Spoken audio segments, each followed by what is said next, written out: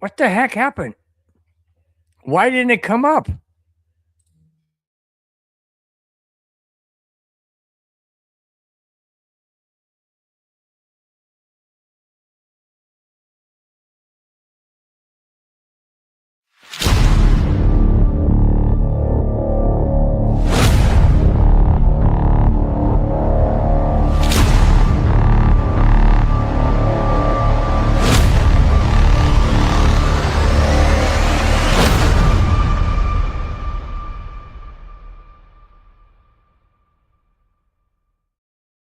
Hello, Bronco fans and football fans everywhere. Welcome to the Broncos Buzz on the MHRT network. Even though I fumbled the opening act, it doesn't matter. Well, we recovered. How's that? We recovered. Hey, we recovered our fumble.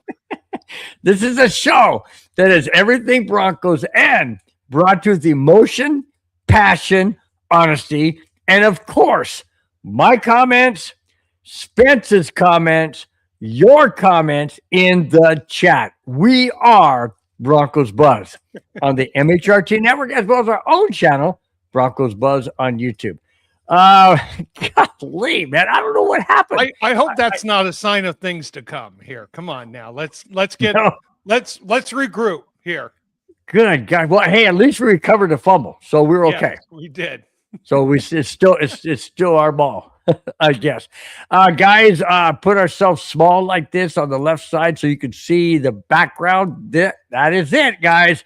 One game left in the AFC, one game left in the NFC to determine who goes to that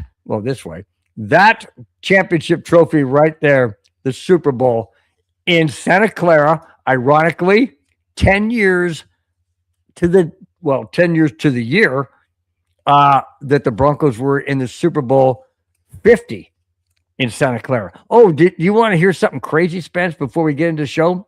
Ask you how your week's been. I heard this just the other day. 10 years ago, the Broncos won the AFC West and had home field advantage throughout. This year, won the AFC West, home field throughout. 10 years ago, championship game was against who? That's right, the New England Patriots. And where was the Super Bowl? Santa Clara. Is that an omen or what? Just asking. Is that an omen or what? All right, now we'll get back to where we are here. There we are, looking good, looking sharp. So I'm hoping that's an omen. That's crazy. So Bill, let's start the show this way. Bill, how was your week? My week was good, man. My week was really good. Let's see. Monday, Tuesday were nice warm days, and all of a sudden we got a little bit of rain last night. Not bad. Golf course is buzzing like crazy. And had my niece over today with her 6-month-old baby. So that was really cool. We got to spend some time with her after I got home from the golf course. So it's all good. And I don't know, I started off the week after, and we'll get into last week's game, but I started off the week kind of totally down and disappointed and bummed because we don't have Bo Nix. But then I started getting more and more giddy and more ready and whatnot. I'm ready for Sunday. I really am ready for Sunday. Hey, how was your week, man? Week was good, stressful, kids, wife, kids. I mean, there's a reason why my house is nicknamed Casa de la Chaos. Yeah, I can understand. If you have kids, it's going to be like that. Well, and that's why the receding hairline grows and grows and grows and grows. And my parents are going, well, wait a minute. I ain't got no hair, but I got a 97-year-old mother-in-law. So maybe that's the reason. But your kids are older. They're not 9 and 10 years old and running you cuckoo around every which way but crazy, right? Yeah, exactly. All right, man. Before we get into topics, and we got a lot of different, well, I wouldn't say a lot of different directions. Mainly Broncos, obviously, because there's only one game we're thinking about, and that's 2 days away. 2 days away. And it's going to be cold. Speaking of cold, it may look like this in Denver come Sunday. I mean, look at the background. Look at that. It may look like that. It may look like that come Sunday. Just saying. But yeah, temperature is going to be in the 20s. I think. What'd you say? High of 22 that day. Possible snow flurries. Yeah. So, but the Patriots are used to that, so it's not going to affect them. What's going to affect them, and I know I'm jumping the gun, but hey, God, it's going to be a fun game. It's going to be a fun show. So just bear with us. We're going all different directions as they come into our heads. I heard that Vrabel is not going to come to Denver till tomorrow. And one of the reporters in New England says, you got to get to Denver 2 or 3 days earlier to acclimate yourself to the elevation. And not only that, but the elevation and the cold, because the cold is different at a higher altitude than it is at sea level. And he said, no, wait, we're still going to go there Saturday. I hope that burns him bad. I hope. Oh, because if they win, when they lose that game, the press will be all over him for making that decision. So that's an interesting point being made there. You're not going. They'll have less than 24 hours to get acclimated. Yep. That's not. I mean, for a football game of this magnitude, that's like flying into the Super Bowl a day and a half before the Super Bowl. And you know what his reasoning was? We have to practice. We have to get our game plan in. We have to do it. Okay, so translation, that tells me they have no idea what they're planning for Stidham. Yeah. Your guy who you wanted in the preseason, you had pushed him. You wanted him. Yeah. You said last week we were one play away from having Stidham in. Yeah. We got him. I mean, I don't. And then let's go to the chat real quick. Cameron Parker, who's part of the MHRT network, thank you so much for being in the chat. Says Bill gets his wish. Jarrett Stidham finally starts. I don't want him. I didn't want him to start, especially now. But he looked really good in the preseason, albeit against second and third string. I get it. But if Josh McDaniels, where did that come from? If Sean Payton believes in him and says, "Hey, I believe we have a number one, number two quarterback, and the number two quarterback can start for several teams in the NFL," then I have to have confidence in Sean Payton to know who he has and what game plan he can put in for Stidham. So I'm just saying, I don't want him to start, but I'll tell you what, right now, if we win. Just saying, if we win. Hey, and remind us, Bill, where Stidham played his first 3 years of his career. In New England. Mm-hmm. Behind Tom Brady. Yep. So if there's someone who knows the culture over there, yep, he can help. Isabel says hi. Hi, Isabel. How you doing? Silly Lochaco. Silly Yochaco. Hey, hello, Silly. How you doing? What is up? Real Leon 18 says, is it a thing that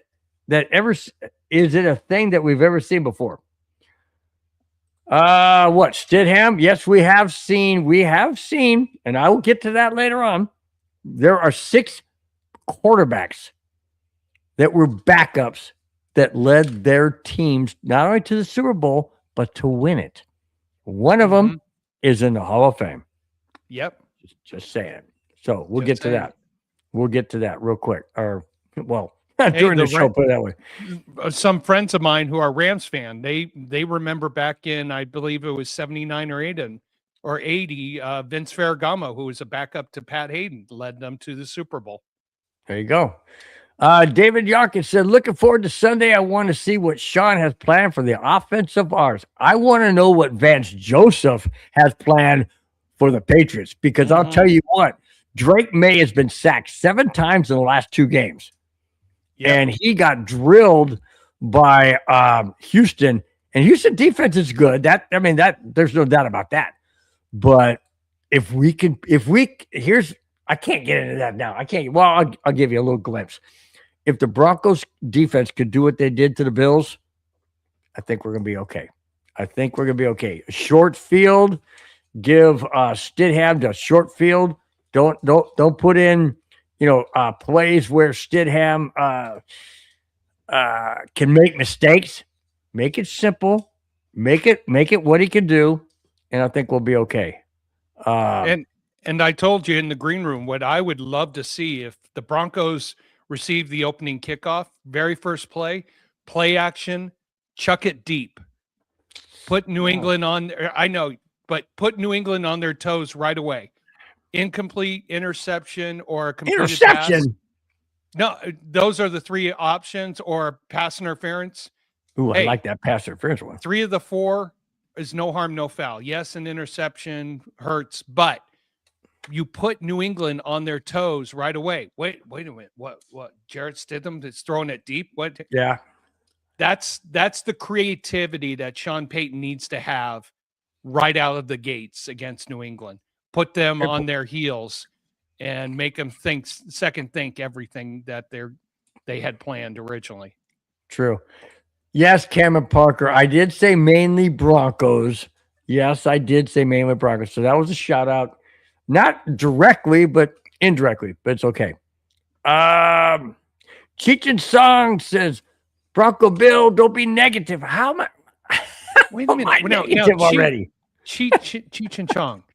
On the neighborhood show, we wait for Bill to have his meltdown. When he has his big meltdown, his negativity meltdown, it always makes the Broncos have a comeback. When Bill says they're not going to win, we're digging a big hole, we're not coming out, and he goes to that negative element, it's good for us. It inspires a comeback, and it happens, and that's what we wait for. I try and do my best to change the momentum. So I do my best. Football Prod says, hello, I love the Patriots. Okay. Hey, we welcome everybody. Thank you for being in the chat. Really do appreciate it. You know what? It, and hey, you can cheer for whoever you want. And I've said this many, many times, and I'll continue to say it. All we can do as fans is cheer. We can't go on the field. We can't help out. We can't be the quarterback or the receiver, the tight end or the head coach or the coaching staff. We can't be anybody associated with the team to cause them to possibly win. Nothing other than the fans in the stands that can cheer, make it loud, make it uncomfortable for the visiting team. That's all the fans can do at the game. Sitting at home, I know they can hear me. My wife says, holy smokes, man. You're yelling so loud. Do you think they can hear you? I said, I know they can. But all I'm saying is you could cheer for whoever you want. We welcome you. Just keep it clean. Keep it nice. Keep it clean. And we welcome you. Hey, it's all I got to say is one of the two teams is going to win this Sunday. Denver or New England. One of the two. So, hey, cheer for your team. And may the best team come out on top. That's all I can say. So that's awesome. And let's at least have a good game. I mean, the one thing the Broncos have done all year is they play down to the competition, they play up to the competition, but all their games are exciting to play. And they haven't been blown out. They haven't had bad losses. Yeah, they did lose 3 games, but look at what the point differential. Yes, the Jacksonville game was a wake-up call. Oh, yeah. Let's just have a good game. And that's what we want. And no major injuries for either team. I know Bill sometimes root for injuries that only last. I'm not going to do that. hours. I'm not going to do that anymore because it came back and bit me this last Yeah, week. exactly. Anymore. Karma is an itch. Can't say the other word. As soon as that happened, I thought, all right, I got payback. You got payback. But no, I've always said I don't want a person to be injured for the rest of the season or a career, just that game. Well, he's more than that game. So yeah, and you know what? Karma. I got payback. I got payback for all of those years. I said Yeah, that. karma bites you big time, dude. Oh, dang it. Cameron Parker. No, I did not mean that. However, if he wins, me and Jared Stidham, should he start over Bo Nix? Well, he has to. Bo Nix is out for the rest of the season, so of course he has to. That's not what I'm getting at. I'm not talking about next year. No. Yeah. I mean, no, I'm not. No. No, come on. We know you have a little love affair with Stidham. No. You had it all preseason. You were pushing for him to be starting over Bo Nix. David Yonkin makes a good point. Stidham never started for New England, so they have no clue how to plan for him. And head coach Vrabel,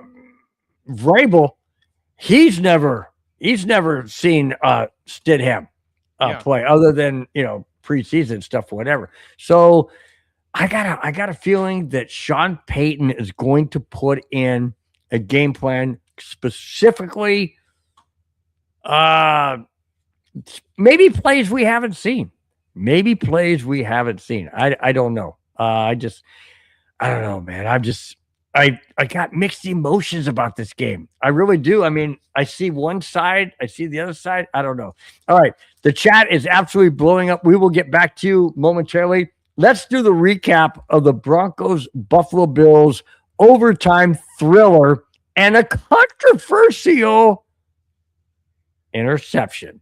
The Buffalo Bills, Denver Broncos went toe-to-toe. Overtime, there was a pass interference penalty that took him to the 8. That was legit. The one before, maybe not so much. How about the non-call holding penalty in the end zone that would have won it before Bo Nix would have gotten injured? What do you think about that? Spence, what do you think about the entire game? And did you expect it to be that high of a scoring game? I did not. It's funny. Last week's show, you had talked about you had hoped the Broncos didn't have to score a certain number of points. 23. You said that last week, and guess what? They scored 33 points to win. 33. Look, we knew Buffalo. Oh, yeah. I said that's right. I said I hope we don't have to score 33 points like we did against the Giants. Yeah, and guess what? You did that, and we won. Look, what the Broncos did was, again, come back from adversity. Yes, did some plays go one way, some plays go the other. In the end, the defense put us in position to win the game. Now, that controversial so-called no interception, here's what you have to deal with first and foremost. What was the call on the field? The call on the field was interception. Now, everybody is like, well, replay should have overridden it. Replay. Here's the thing. If he had taken a step once he got control of the ball before he went to the ground, replay could have overturned it. When you dive to the ground in a catch, you have to survive the ground. He did not survive the ground with the ball. The defensive player did. So replay could not have overturned that based on the fact that that was the initial call. Now, the holding in the end zone. Well, these referees, I'll just say it to them. They let these guys play for most of the game. They let them play. I mean, there was a holding. But okay, so to see it end like that, to see a playoff game end like that, you don't want to be the referee to make that call. So I understand. But if it's a legitimate hold, if that would have happened in the second quarter, they're calling it a safety. They're calling it a safety, but if it's going to decide what's the difference game, between the second quarter or the end of the game? It's the same. There is no difference, but do you as an official want to be the person who decides a game on He's not the person. It's the guy holding this the person. I know, but I'm bringing both sides of the argument into it. It was the replay showed there was a legitimate by the rule violation holding call. Does a referee want to be the one who throws that flag, makes that call, and then has his name all over the media. Oh, this such and such guy. ESPN, Eastern Sports Programming Network, would be talking about, oh, this referee, so-and-so, he's from the West Coast, and he made that call and ruined everything for the Buffalo Bills, who were the better team. I understand why there was no flag thrown. It wasn't 100% over the top, roaring egregiousness, I guess is the best way to say it. I know it was a violation, but do you want to be that referee who makes that call ending the game in that scenario? I know.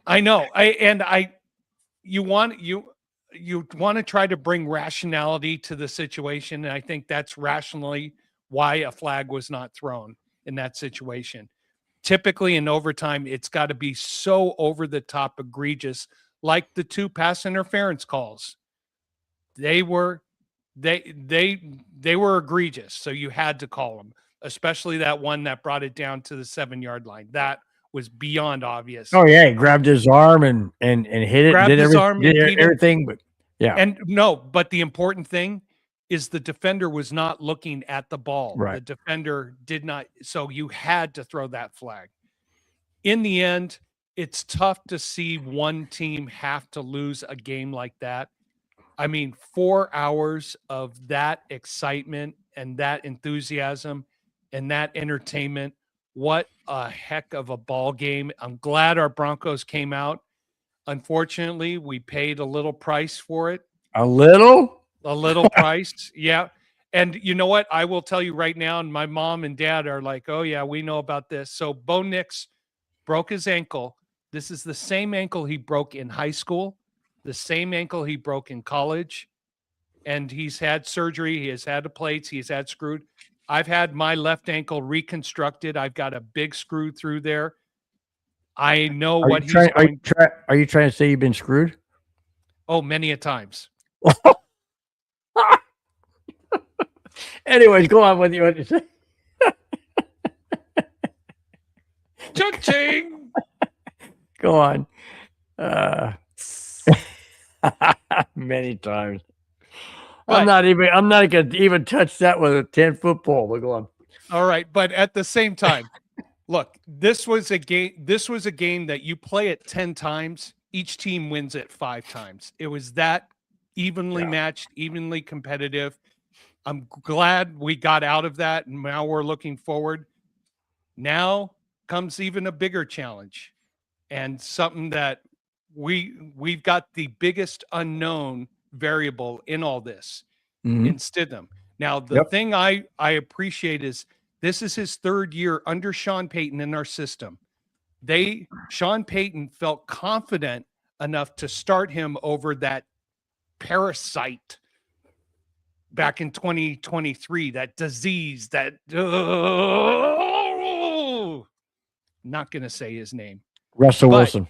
But he did go 1-1. He did play. Yes, he's got a career record of 8 touchdowns, 8 interceptions.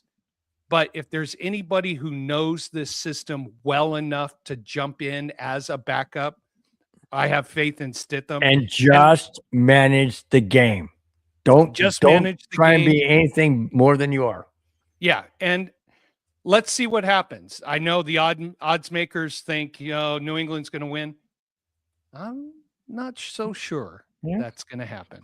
Yeah. What are you thinking, Bill? Well, let's get to this real quick. Brad. I'm just going to say Brad. Brad says, good evening, my fellow Bronco country brothers. I'm excited and nervous for Sunday, but I absolutely feel we will get it done. Let's get this W and advance to the Super Bowl. I agree. Yes, I agree on everything. I'm excited too, as you can tell, but I'm cautiously optimistic and I'm nervous. But here's the thing to keep in mind, fellow Bronco country, and that is this. If we lose, we could say, well, we didn't have Bo Nix. I know that sounds trite and it sounds like an excuse, but it's the truth. We don't have Bo Nix. So it's not an excuse. It's a fact. If we win, oh, baby, it's icing on the cake. So let's look at it that way. Let's cheer for our team. Let's give it everything we got, no matter where you are cheering on the Broncos. And like I said, all we can do is cheer. All we can do is cheer and hope. I'm wondering in the chat, there are a few Buffalo fans who were giving me a lot of points last week, saying that they were going to win by 20 or 30 points. I still need to have some compensation for those side bets from you guys, or if you're still in the chat. Or they bombed in the snow that's going through there right now. Ooh, there's some hellacious snowstorm going right from the Arctic all the way through that upper Midwest.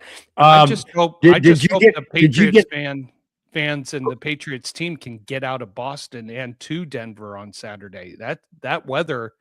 I would like it better if they arrived Sunday morning. Oof. That would even be better. Just saying. I want a fair game. I do too. I do too. I want them to. I want to be fair too. I want them to get there Sunday morning. Be more fair. Anyways, hey, we can't control the weather any more than we control the outcome of the game, right? Right. All we can do. All we can do is cheer. Sunday morning, arrival Sunday morning. No, David Youngkin says Bo is more athletic than Stidham, but Stidham can throw in the middle of the field more than Bo. I agree. I've watched some highlights of Stidham, and I know it's preseason, and I know it's the only thing we got, really.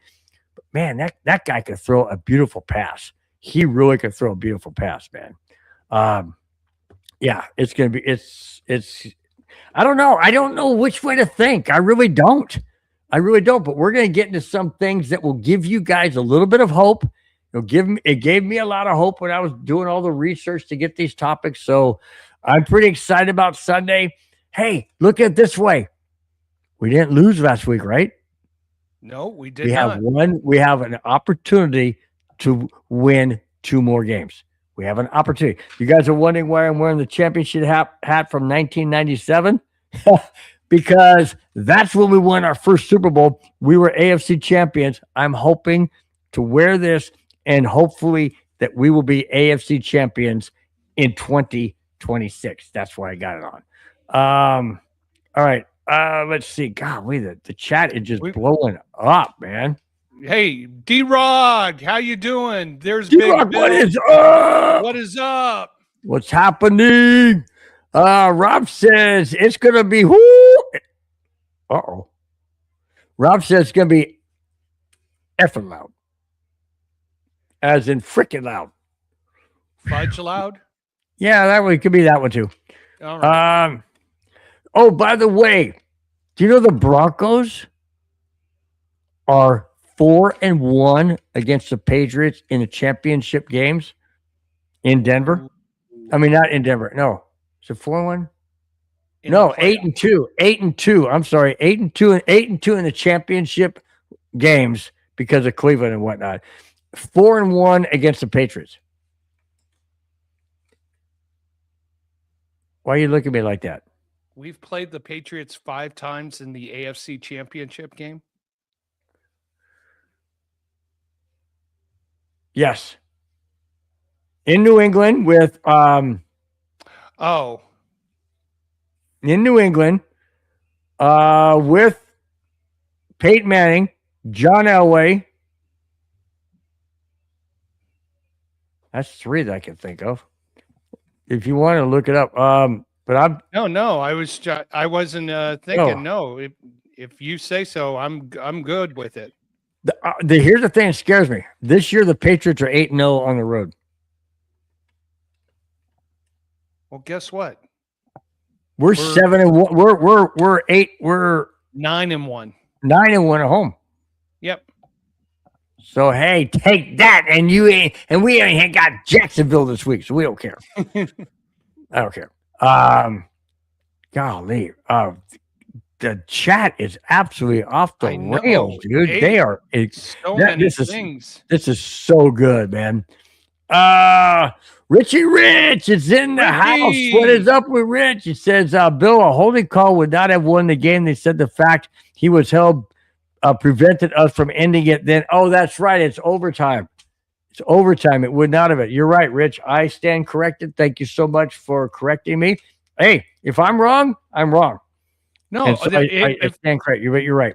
At that point, it was after we had the first possession. So after we had kicked it, any points after that scored ends the ball game. So a safety would have ended the ball game. Okay. Yeah, it was only on the first possession, and it was a defensive play. So yeah, even if we had taken the ball first. Defensive play. You're right. They even said defensive safety or defensive. Yeah. Brad beat us to the punch. Yeah. J.K. Dollars ruled out of the championship game on Sunday. Will it affect the outcome and our thoughts? I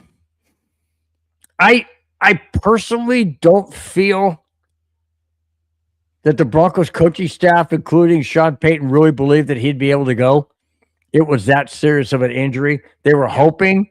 They took him off of IR. He cleared IR. He was cleared to practice. I just don't think that he was able to go 100%. And I know Sean Payton and the medical staff probably said, "Look, we don't want to injure you any further. If we make it to the Super Bowl, we got 2 more weeks. We have you possibly then. Let's don't risk it. Let's don't risk it." And you know what? That's a good call. That's a good call. Because if you have your top running back go out there and the very first play he's injured and now he's totally done for, let's say, 3 or 4 months or whatever, and he's serious rehab or even worse, injures something else. No, you can't take that chance. You can't take a chance. We do have that topic coming up, and we'll dive into more of that. But yeah, he is ruled out. But you know what? We have hey, Rudy Torn, my brother-in-law says, "Hello, chap from Las Vegas, Nevada." Roll them dice, baby. Roll them dice, baby. Put $5 on the Broncos to win. Well, if you can splurge, put $10 on the Broncos. $5. Come on, add a 0 at least. 50 cents.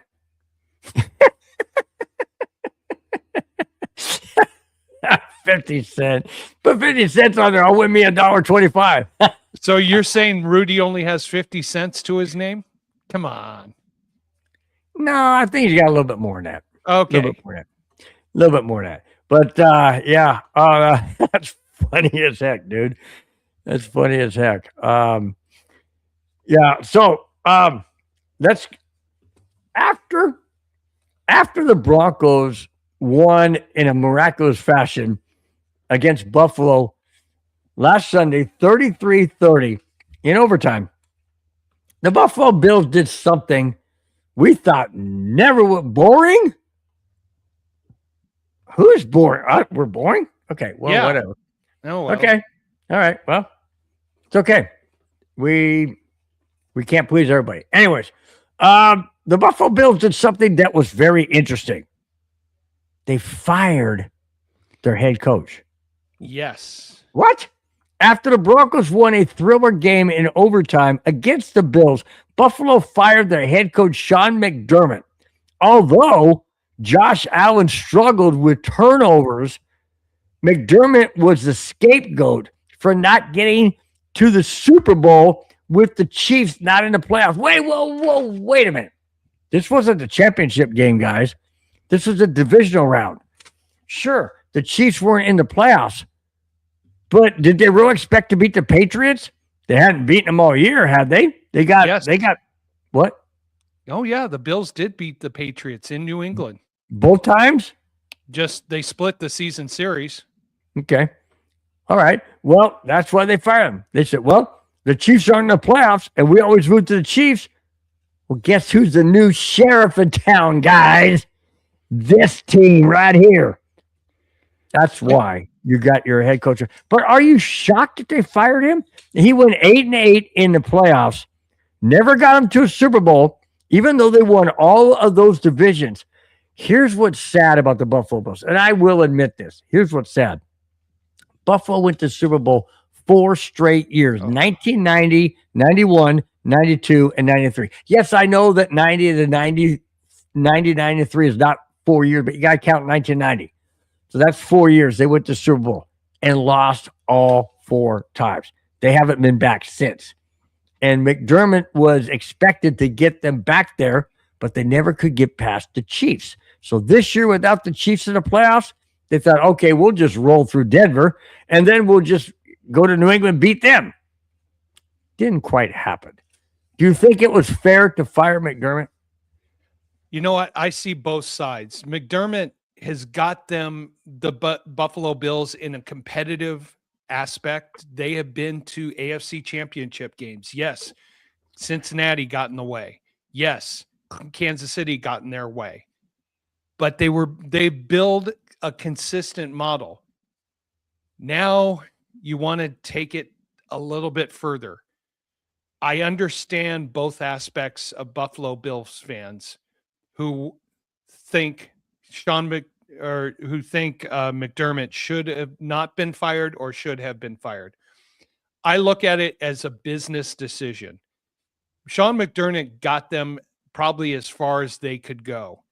So if you're going to get rid of him, who do you bring in to go even further, to push you and propel you even further? Now, you had just told me there's a rumor out there of who they just interviewed. Did Go you ahead want and to break say that it. one? Go ahead and say it. I sent to you. You can go ahead and break it if you want. Go ahead and read it. So, according to ESPN and multiple resources, Philip Rivers has been interviewed by the Buffalo Bills for the head coaching job. Philip Rivers, NFL quarterback, high school. That's a shock. You know, and basically it's this. They've had a voice there that has gotten them as far as they think as far as ownership thinks they could go.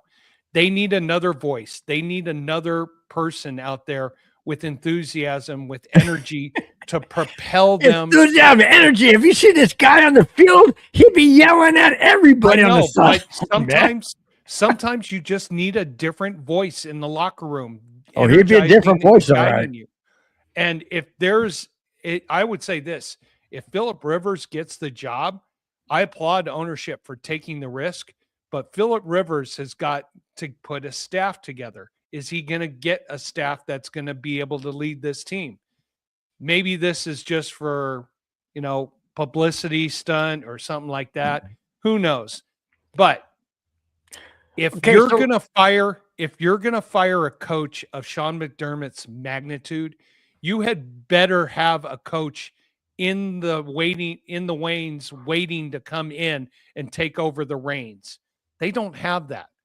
So I understand the business decision to do that. There it is. Charger quarterback Phil Rivers has interviewed for the vacant Buffalo Bills job. You were saying it as he put it in. That was funny. That was funny. It's interesting. Thanks, Brad. Thank you, Brad.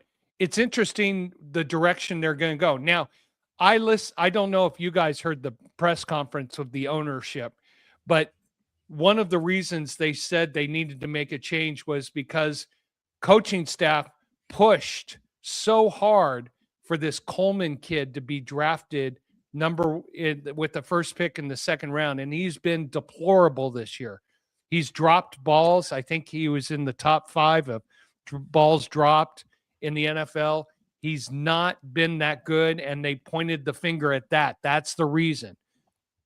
I think there's just needs a new voice.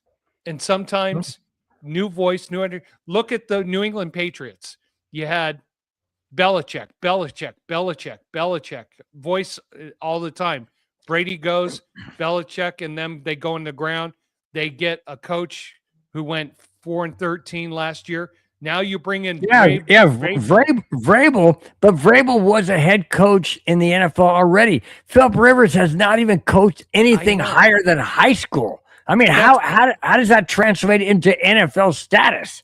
But that's what I said. If you are an owner of an NFL franchise and you're going to fire someone of this magnitude, you have better have someone ready to go in your back pocket, like John Harbaugh. Oops, he's with the Giants. Someone that magnitude who's been to a Super Bowl, who's won a Super Bowl, or an offensive coordinator or defensive coordinator that has experience. To go out on the limb like this, what that tells me is they are beyond desperate. In my opinion, as bad as the Cleveland Browns have made major mistakes in hiring coaches or signing, quarterbacks or whatever, this is worse than I can't even think of any other player or former player that could be interviewed. Now, Peyton Manning, maybe Peyton Manning to be a head coach because he's cerebral. He gets the game. He can see a lot of things. But Phillip Rivers, and that when I saw that, and that actually came from what's the guy, the NFL guy? I want to make the who's it? Go ahead and bring it up because I got something else that I brought up. No, it is Adam Schefter. Yeah, Adam Schefter brought that up, and or said, mentioned it, and I'm thinking, holy smokes, man! If Adam Schefter's saying it's got to be legit, it's got to be legit, and that's surprising. That's surprising to me that that they would even be bringing him in. That really is surprising. Dang it, where did I see that? Hey, Mega, by the way, didn't we have a little side bet that you owe me a few bucks on? Broncos broke the Bills. Well, hey, I would have to agree with David Yonkin. If we lose, let's not be like the Bills and cry at the podium and make excuses. I totally agree. I understand that it's emotional. I understand the Buffalo Bills have gone through a whole lot of bad, like I said, like I mentioned earlier, 4 straight Super Bowls where they lost, and also, the expectation of, Josh Allen being the guy to lead him to the promised land, so to speak. I get it. But to me, it was pretty pathetic when I watched Josh Allen up there. It looked like he was going to cry. I'm like, really, dude? I'm like, do you realize how many heartbreaks John Elway had standing in front of the podium and being asked these questions? Will you ever win the big one? And he mentioned, if you guys ever watched that one on Netflix. Is it Netflix? Yeah. Well, it's called John Elway or Elway. Watch it. He breaks at the end. I'm not going to destroy it for you, but he breaks at the end because it's very emotional. But he didn't do that any time in the podium. He was solid. I get it. People are different. But man, that showed me a side of Josh Allen. And yes, he's passionate. He wants to win. I get it. But come on. I get it. I get it completely. When you play this game, you put your heart, your emotion, you put everything on the line. And Josh Allen thought he had that game, and he felt that he gave that game away with all of his turnovers, his fumbles, his interceptions. And he wants to, as passionately and as badly as possible, bring an NFL Super Bowl championship to Buffalo. He wants to. And so when a quarterback like that, if I was a Bills fan, I would be a huge Josh Allen supporter because this guy gets it. He really cares emotionally, and it came out. So, you know what? Mad respect for him for doing that. That showed how much he cared about this game. Yeah, I know. It just, I don't know. To me, it just came across to me. I mean, I know money. I know money can't buy happiness, and it can't buy championships. And it can buy a whole lot of monetary things or whatever. But I don't know. I mean, I get it. You're playing for the love of the game. You're playing for the trophy. You're playing for the championship. You're playing for being number one. I get it. The Chiefs weren't in it, and that was their biggest nemesis. But it turned out that the Broncos were the biggest nemesis this year. And I mean, you can go back and look through all different teams. The Vikings went to 4 Super Bowls in the 70s, and everybody thought they'd win. They never won one. They haven't been back since. They haven't been back since. So I mean, things like that happen. I hate to say about the Vikings. That's my NFC team, but it's a fact. It's sometimes it just doesn't come your way, and I feel bad for the people in Buffalo. Not this year, but in years past I have, but not this year. But I get it. I know the emotions there. I know the passion is there.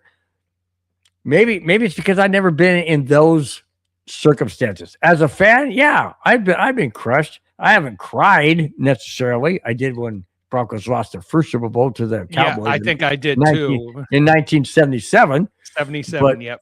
Yeah, I was a kid, and they crushed me. But since then, being older, I've learned, hey, the only thing we can do is cheer. We can't control the outcome of the game. We really can't. We try to, but we can't. Big E Bronco, what is up? How's everybody doing tonight? Bring on those Patriots. We're going to beat them by 4. I don't think 14, my friend. What? I don't think by 14 or more. Oh, I do not believe that. I hope you're right. Numbers. I think we're going to beat them by one of those 2 numbers singularly. I hope you're right, but I don't believe so. But Biggie, love your positive attitude there. Appreciate that so much. Rudy, my brother-in-law from Vegas, put the pipe down. I am not a Chargers fan. No. Just wanted to check in to see if you have any opinions regarding Stidham. We already went over that. We already went over their opinions, Stidham. We think it's fine. We're going to get into some more of that anyway. More of that down the road. And no, I am not a Chargers fan and never have been. And Rudy, we were talking about Stidham while you were rolling the dice. I think it was your turn to throw the dice there at the craps table in Vegas. Oh my gosh. Let's see. Let's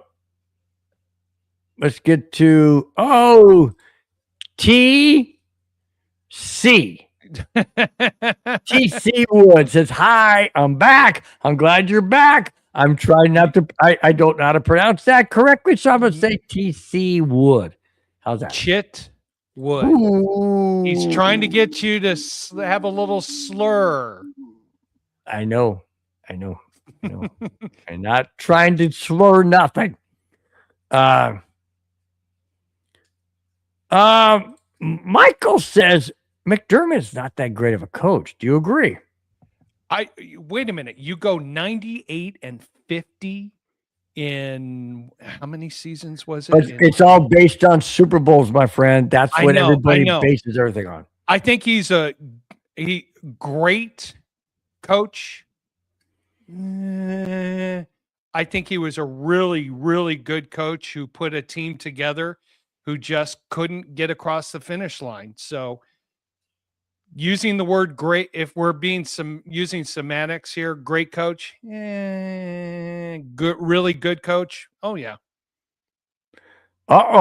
Big E is throwing out a major question. Oh, here we go. Love it. Big E Bronco says the last quarterback to play 3 straight top 5 defenses in the playoffs, he lost to the third one. So he played 5. He won the first 2. He won the last 2. I'm not doing the middle one. He won the first 2. He won the, if I do the middle one, it's going to be no. Which one did he lose to? 3 games, Bill. So the last quarterback to play 3 straight top 5 defense. The last quarterback to play 3 straight top 5 defense. Oh, 3 straight top 5. Never mind. Okay, in the playoffs, he lost to the third one. Do you know who that was? The third team he lost. I don't even know who the quarterback was to play 3 straight top 5 defense in the playoffs. Peyton Manning. That's what I was thinking too. And he lost to Seattle. Yeah. Well, no, we lost Seattle in the Super Bowl. Right. Talking playoffs. Hello, the Super Bowl is part of the playoffs. Hello. But do they count that as a playoff? Yes, that is the Okay. playoffs. It's the Okay. finals. Well, yeah, it's true. It's final. Biggie Oh, Bronco. who is it, I'm Biggie? thinking it's Peyton Manning. That's what I'm thinking too with Seattle. So, Avatoni says it's okay to cry. I'm going to cry if the Broncos lose on Sunday. All right. I'll give you that. Why'd you go past Paul Schaefer? It's Margarita Hey, time. Paul, what is Hey, up? Paul, Woo-hoo! how you doing? Woohoo! That's what they do in the Avalanche win. Oh, speaking of Avalanche, damn it. Fine, you went off.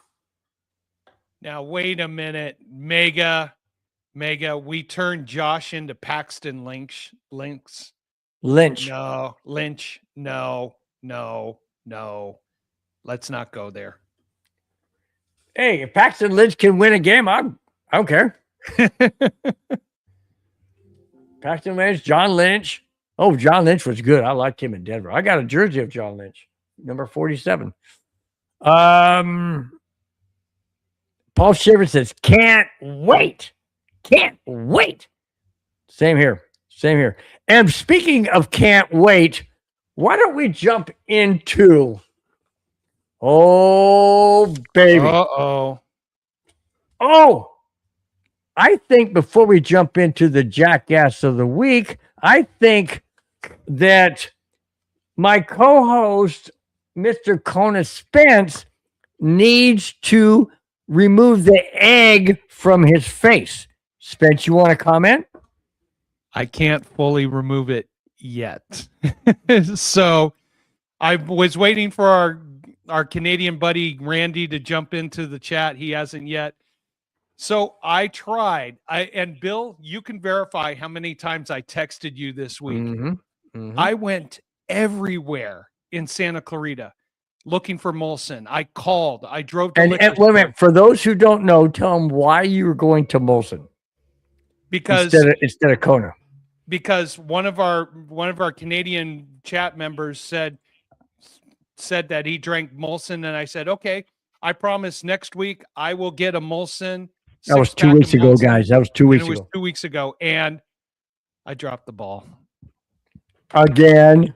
But this week I genuinely tried. I really. Oh yeah, the other week you said you couldn't get there. That's right. I couldn't get there. I genuinely tried. I don't know.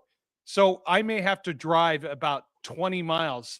I found a liquor store 20 miles away that has it. But unfortunately, this is the Los Angeles area. So 20 miles equals 20 hours to probably get there. Driving on 20 miles driving on the freeways hours. Here. that is true though. Yeah, LA is a joke. LA is a freaking joke. This is why we're out here in Santa Clarita, away from all the chaos over there. Speaking of Santa Clarita, you guys got hit with rain last night, did you? No. Yesterday morning we got hit with some nice rain. Yeah. And now we're just enjoying the freezing cold temperatures, and it's dark outside, so I can't see. But it's dark out. Of course, it's dark outside. So on the heels of Spence's, did I do that? Or not do that? We have a combined one person, but a combined jackass of the week. Oh yeah. And did I do that? All in the same topic, same thing this person did. So we're going to do two different things. Did I do that? It's going to be this. And of course, you all know what the jackass of the week, which I won't do the siren because he's not arrested. So we're just going to do the jackass of the week. Where's it at? I'm so confused. All right. Jackass of the week, followed by the gong. So here we go. This week's jackass of the week. Did I do that combination? You suck, you jackass.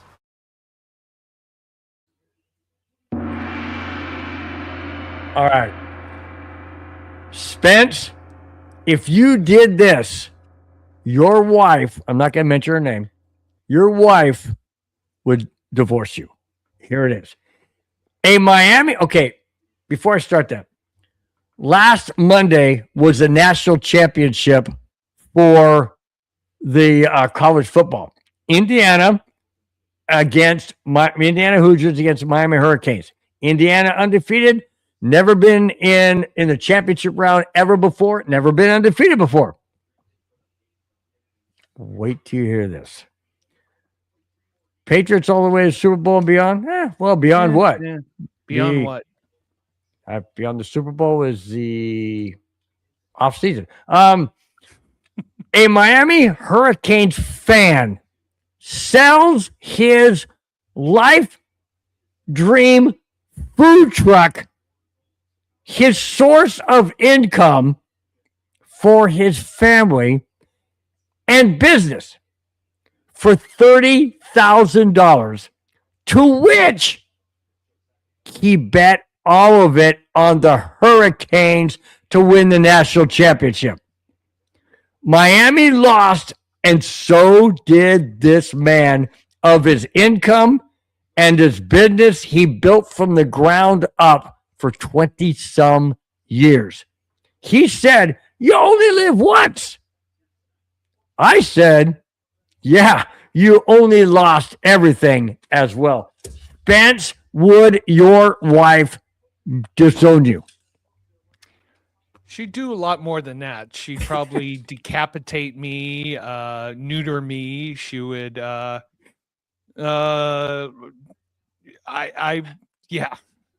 Can you believe that? $30,000. Now, granted, he could have won $150,000.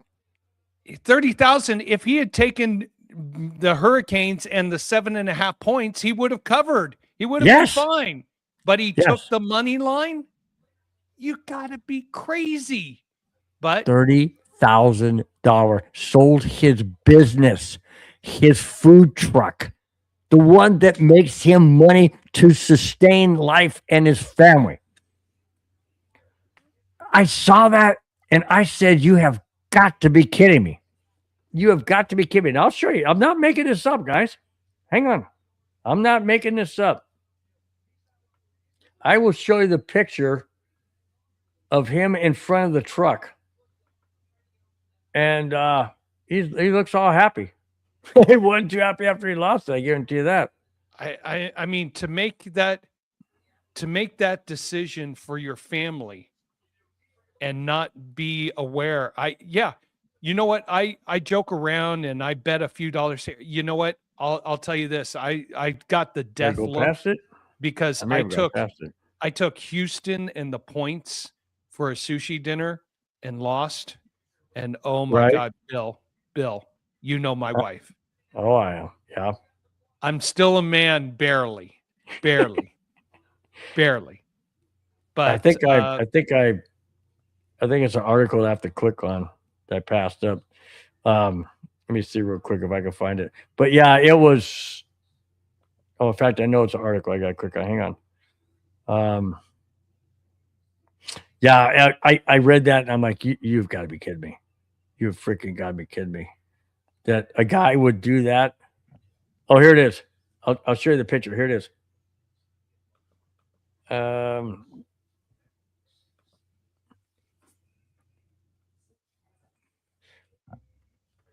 on. Let me do this. Turn it sideways. Oh no, it doesn't go sideways. Oh wow. You know what? I hope he has a backup plan. That's all I can say. Yeah, it's called divorce course. That's what that backup plan is called. Good gosh, dude. Oh my gosh. I immediately thought of you, not that you would ever do it, but I immediately thought of you. I was immediately thought of you thinking, oh my gosh. If Anna, excuse me, I didn't mean to mention her name. That's okay. Everybody knows. She would kill you. No, she would castrate me. It's worse than killing me. She would castrate me and then walk around town proudly holding up my manhood saying, "I am the queen." This is what he gets for betting 30. Okay. You don't have to tell me, but have you in your lifetime, have you ever in any one single bet, put up a large amount of money. $300 is probably the biggest bet I ever did. Add a couple more zeros, dude. That's what I know. I would never. The one thing, yeah, I will tell you with gambling, I enjoy doing it on the side, a little bit here, a little bit there. When I do big, I will tell you this: during the pandemic, a buddy of mine owed me a few dollars, and he said, "Hey, you know what? I've got a wagering account. You want to do it? Great." I knew everything. I took about $20 they owed me and put it into 2,000. So wow, I still have a balance with him. And anytime I need to cash out, he just zells me and he's like, okay, I haven't had to put money in. Even when I play the horses, I still have a little account and I have a little money and I take out here and there.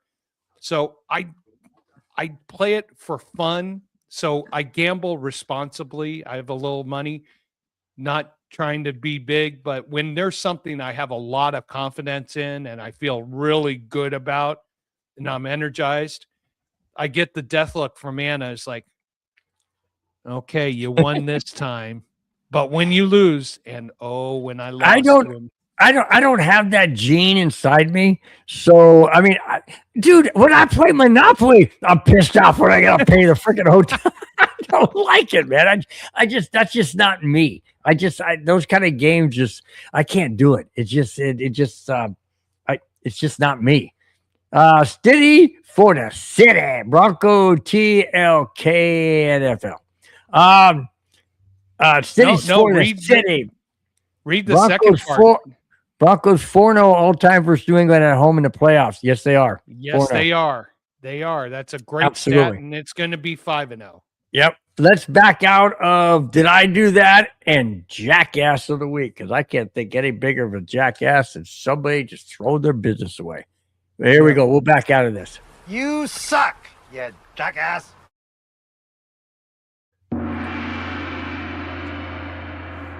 Wow. That was I saw that and I'm like, oh my gosh. Oh man, that's good. Rudy, why do you want us to call sorry, do it again. Rudy, why do you want us to call you Big Papa? He must be really doing well at the craps table right now. Must be doing something. Not quite sure what it is, but it's okay. Paul Schaefer says the Patriots are getting Stiddy fudged. Stiddy fudged. There you go. Broncos aren't losing at home. Chaotic Panda. Yep, I agree with you. Yeah, I hope you're right. Okay. Paul Schaefer says space. Why the question mark? I don't know why I'm talking like this.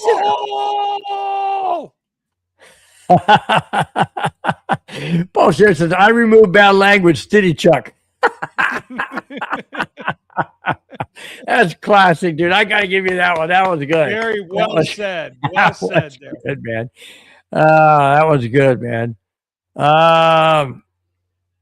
Oh, look at that. Paul Schaefer says, I want to drive to Santa Clara.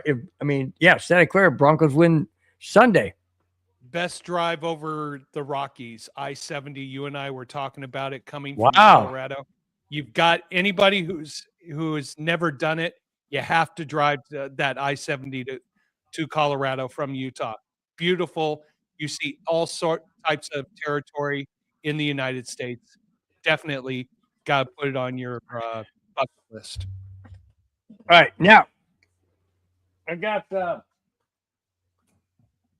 real quick. Yeah, Dexter. Why I reload? Speaking of reloading. Dieter McBusiness. Okay, interesting name.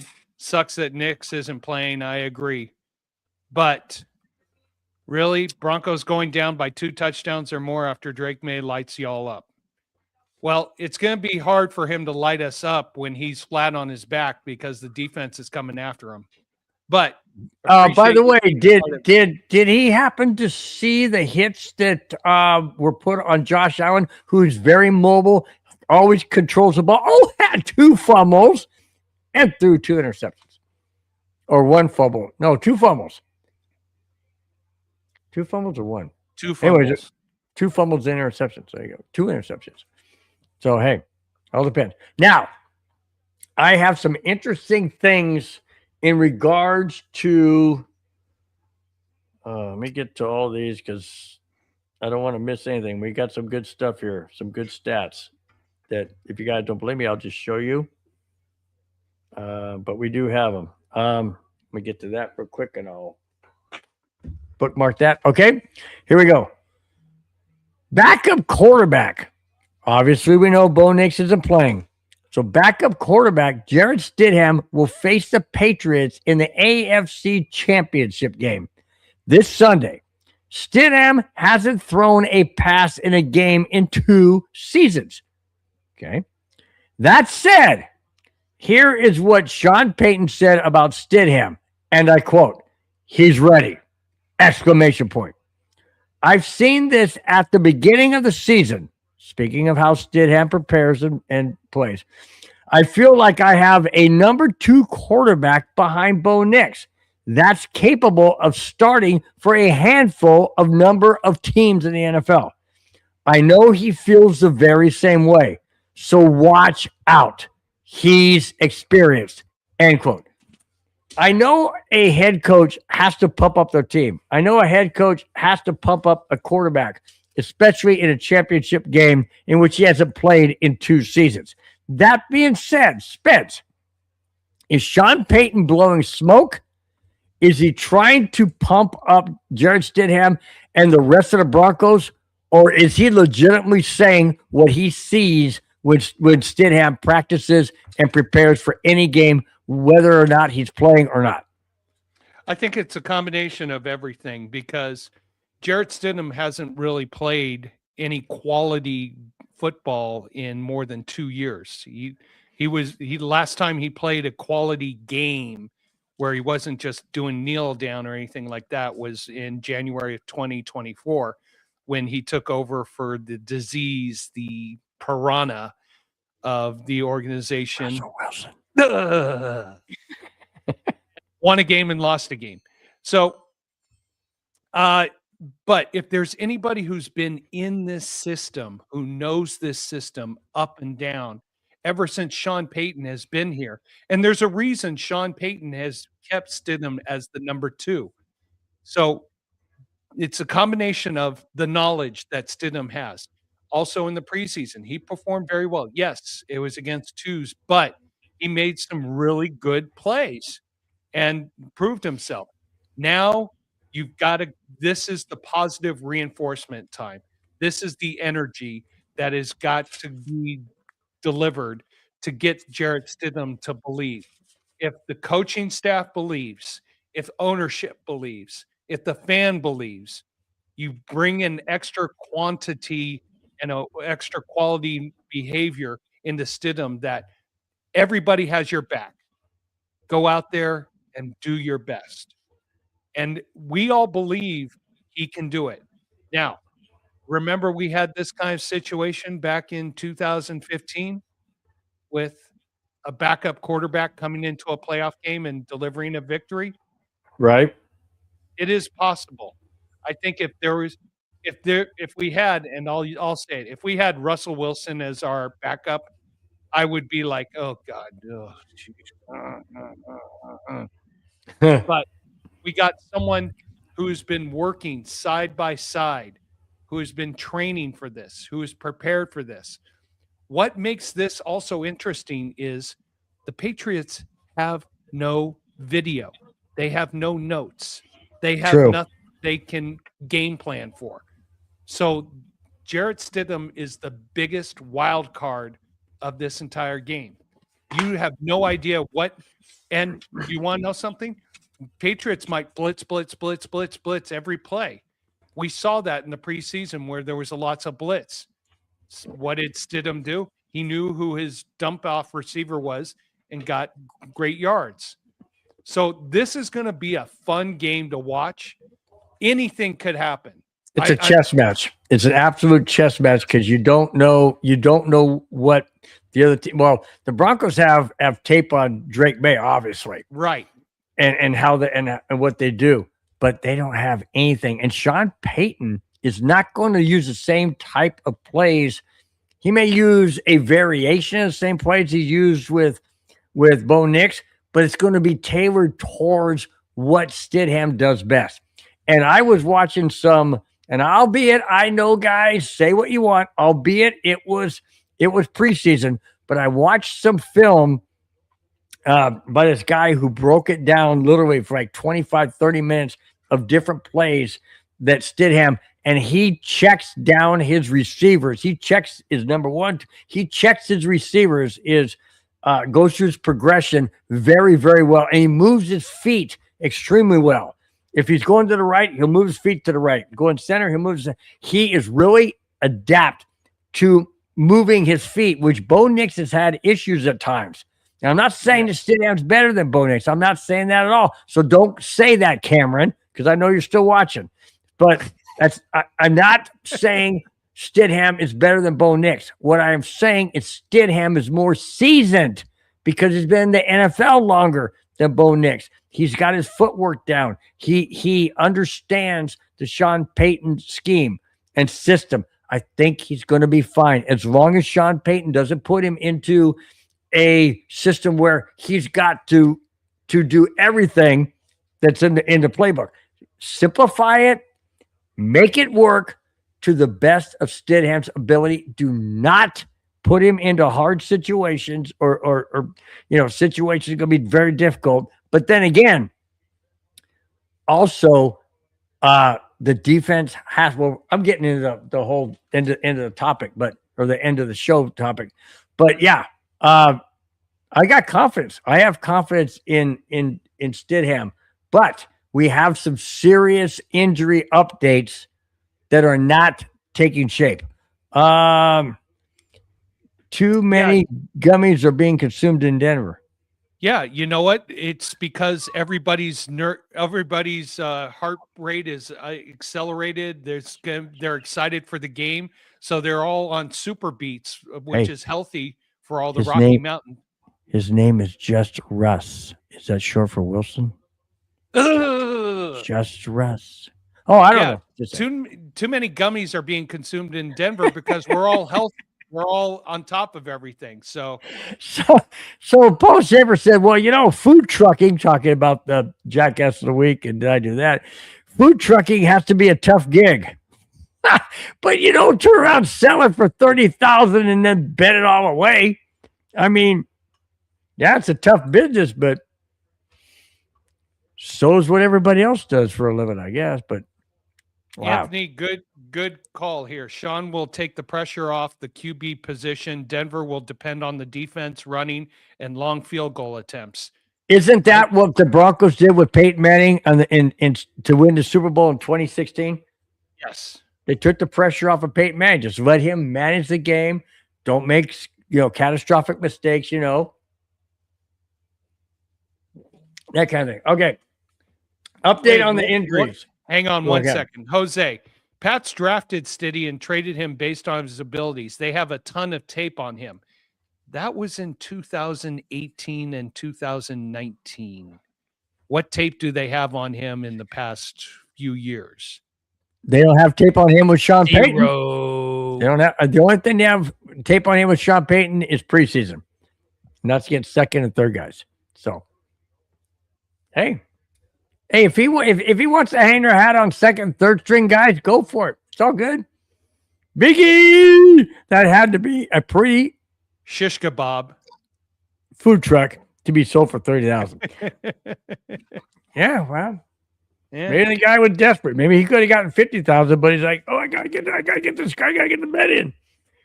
I don't know, man. I don't know, but I still can't. But I don't care if it was I don't care if it was $3,000. I mean, I'm not throwing my business away. I just you do not put your family's livelihood in that position. You still do not. No, you don't. All right, we got good news. Hang on here. Dakota, welcome to the show. I know, but this is a good one because I know this is good. I know. Read it. You read it. Dakota Miller says it's crazy how many new Bronco fans we have now. Let's go Tebow. Let's go Tebow is legend. How how many Bronco fans we have now. Hopefully they're just coming to the show more or whatever. Maybe it's around town, whatever. A lot of people like to, and I hate to use the word bandwagon because I hate that. But a lot of people do. A lot of people go after an underdog, and right now Denver's an underdog because Bo Nix is not in there. So, is that legit? Sure. I mean, we'll welcome underdog fans. I won't welcome bandwagoner fans. I want fans to be legit because you can't be a bandwagoner and a fan. Those are contradictory. A bandwagoner is somebody who jumps on, jumps off. A fan is fanatic, a true hardcore fanatic. Fan is short for fanatic. So they have to be solid. They got to be concrete. They got to be like that up there, that up there, that over there, that down there. Avalanche. Dude, we're not talking Quebec Nordiques now. Come on. We're talking Broncos. Yeah. But I was saying, you got to, you just, by the way, did you see the orange and blue stripes right up there on my ceiling? On my ceiling? Yeah. Well, if not, I'll show you more. See that? Orange and blue, bud. I don't have it that high because of that. There you go. All right.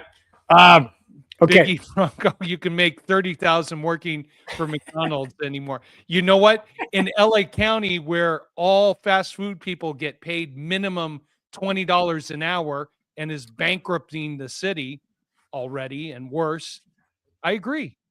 Yeah. I know. I know. Where did that come from? Oh yeah. Well, from the betting. Come on. Vegas was built Vegas on this. right. Yeah, Megan's right. Vegas was built on the stupidity of people. There you go. Amen. Well, except for you, Spence. You do it correctly. When Anna's not looking. Plus my buddies Brian, Jimmy, Doug, and Tim will you know what? say differently. I mentioned this earlier, and I'll say it again. If the Broncos lose, no excuses, but facts. If the Broncos lose, it's because we don't have Bo Nix. Not saying that we would win with Bo Nix, but we would probably have a better opportunity. That being said, if we win, I'm going to say what Mega said. Everything the Broncos do from now on is gravy, icing on the cake. They are up against a lot going forward. Absolutely. But I totally agree. Going forward, hey, we had Bo Nix and we beat the Buffalo Bills. That was awesome. Now, anything going forward, like you said, is gravy or icing on the cake. Absolutely, totally agree. And I think it's gravy for both teams. I'm look at where New England was last year. They were 4-13, so they weren't expected to be here. The Broncos were not expected to be AFC conference in the AFC conference championships game, even though someone on this network said they would be 14-3. Yeah, you did. Yep. I know.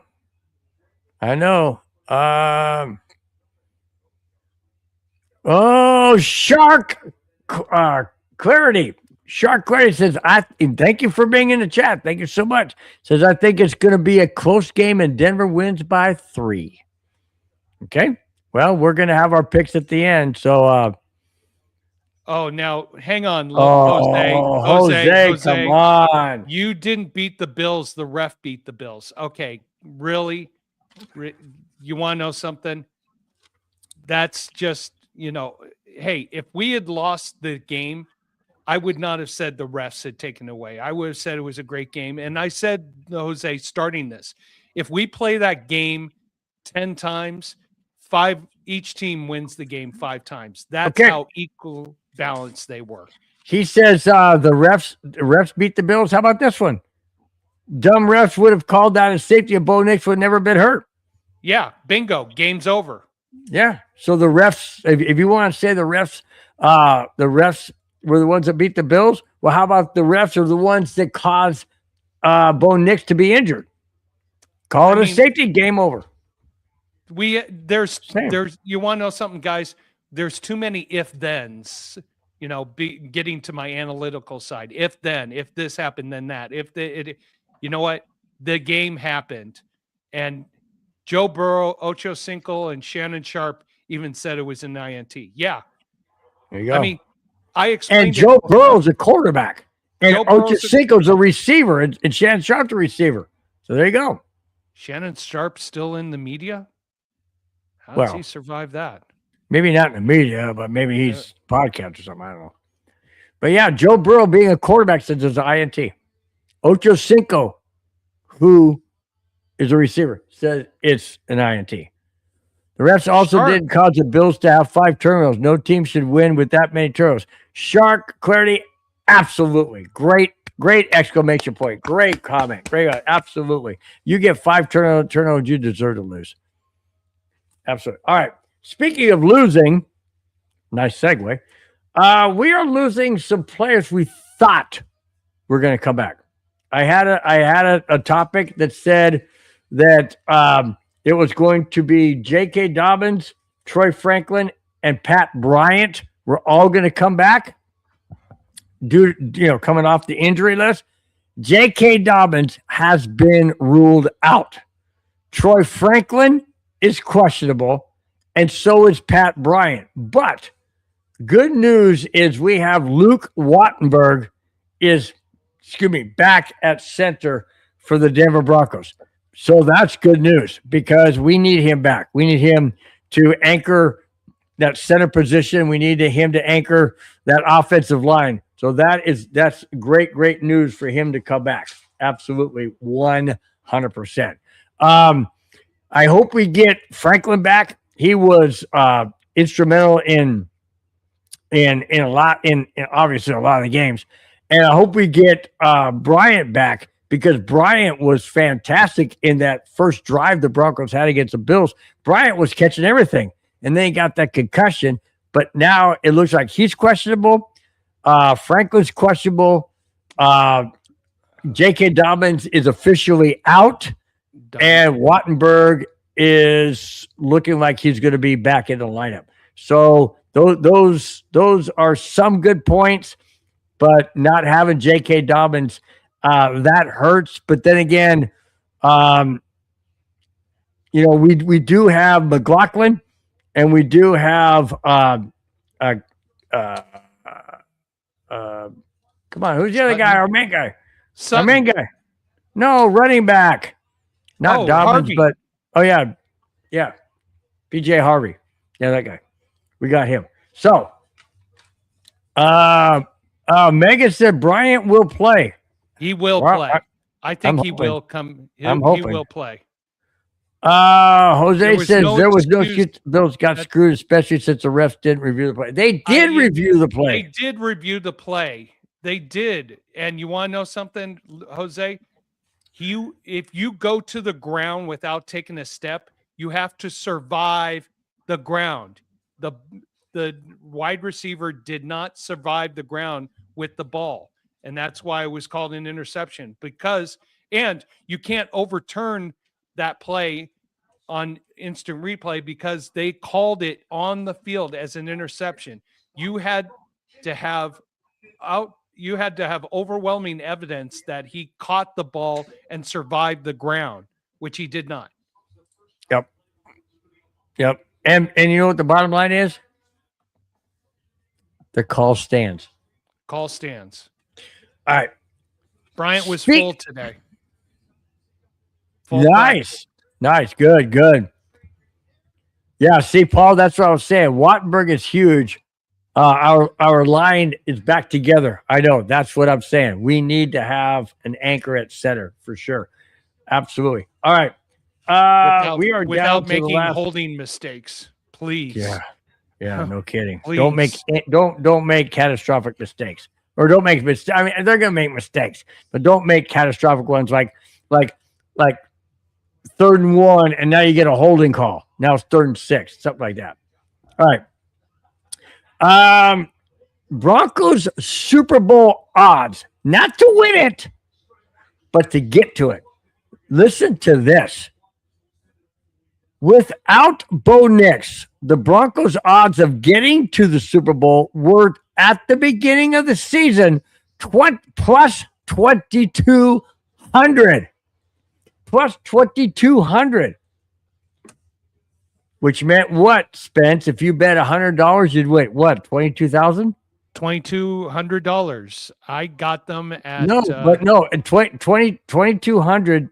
But if you bet $100, right, plus you win 22,000. Means that for every $100 you wager, you win $2,200, not 22,000. Okay.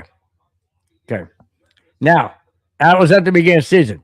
Now without Bo Nix, the Broncos are 1,300 to 1. The other three teams in the playoffs, Seattle plus 145. Remember, Denver's at plus 1,300. 13 to 1 odds. Well, it says 1,300 plus 1,300. Yeah. Seattle plus 145. Rams plus 210. Patriots plus 240. Everybody needs to go sell their food trucks and put off Denver. Sorry, that was too good not to wait. Big E, that was classic, dude. That was classic. That was good. So here it is. Seattle 145, Rams 210, Patriots 240, Denver 1,300. Holy smokes.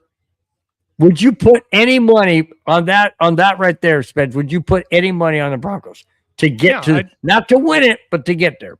I'd throw $20. And what would that get you? 1,300. So that is 20 times 13, which is $260. Would you do it? As long as Anna's not listening. Yes. By the way, to my buddy who has my account, text me. I want to do $20 to make if it's 13 to 1 odds, do 20 on for me. Yeah, that's what it says. 1,300 plus 1,300. I don't know why they put 1,300 instead of plus 13, but I don't understand all that stuff. All right. Now, a lot of people have said that the Denver Broncos chances with I did write it down. Okay, I don't need to look at that then.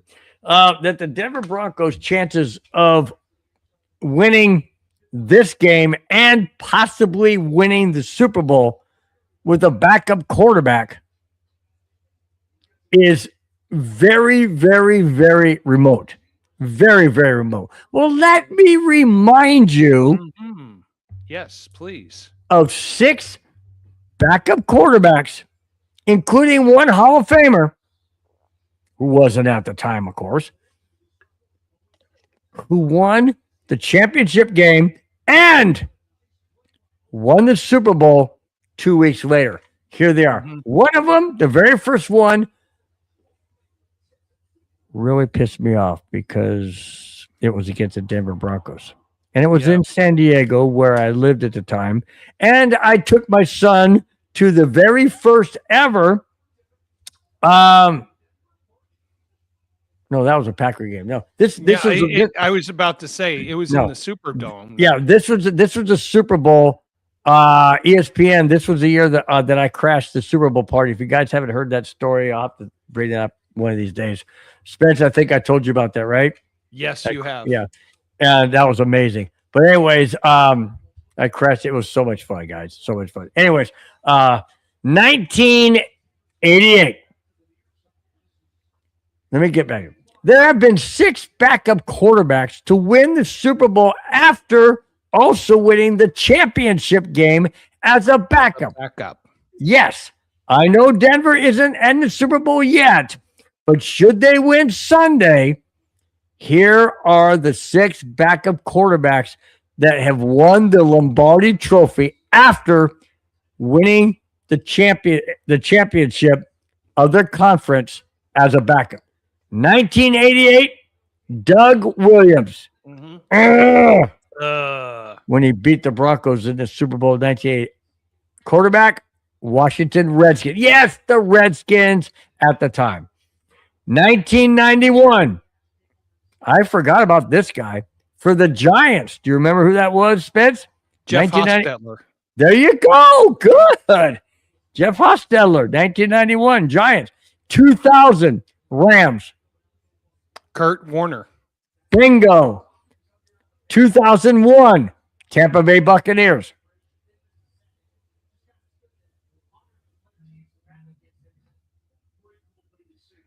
Oh my God, I'm flaking on it. Let me give you his initials. TD.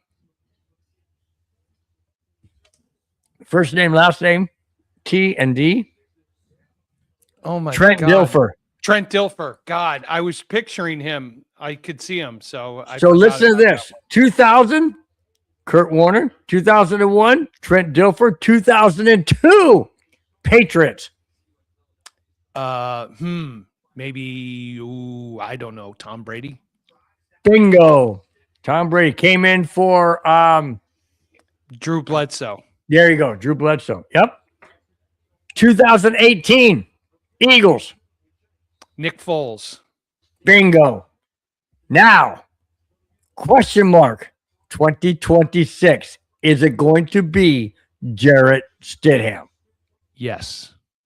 You've got Doug Williams, a no name. You got Jeff Hostetler, really a no name. Kurt Warner was a USFL quarterback. No, he wasn't. He was in arena football. Oh, arena football. That's right. Mm-hmm. Then you got Trent Dilfer.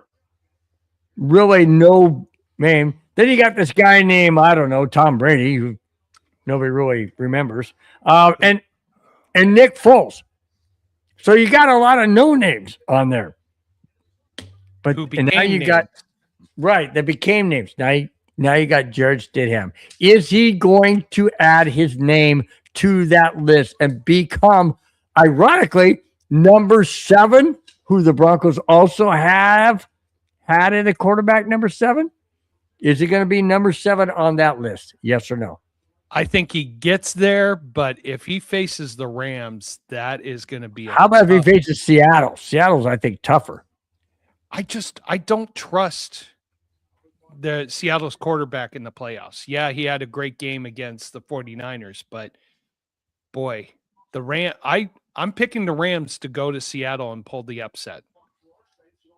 So yeah. I know we've had a bunch of people who have been in the chat who have said they want to see Rams, Broncos. I know a bunch of neighbors who want to have Rams, Broncos in the Super Bowl. I know one neighbor who said, if it's Rams, Broncos, we'll host it. I'm like, yes. Yeah. Yeah. Let's see.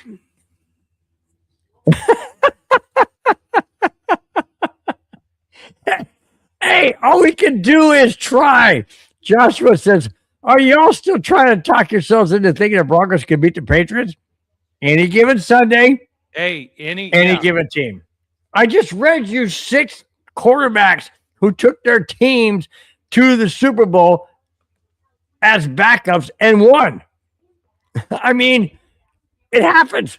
There are teams that happen. There are games that happen. Joshua, we're just taking the approach of leadership, positive attitude. You've got to believe anything is possible. And you know what? Jarrett Stidham is the wild card that can lead us to victory. So, Vaccinator, how you doing? I'm taking the approach of we ain't got nothing to lose. I'm taking the approach of we ain't got nothing to lose. Brutal. Go ahead. What? Brutal, what happened to... Oh, yeah, Brutal, what's happened today. Seems like a good kid. You're still my favorite couple on YouTube. I'm pulling for you guys. Favorite couple?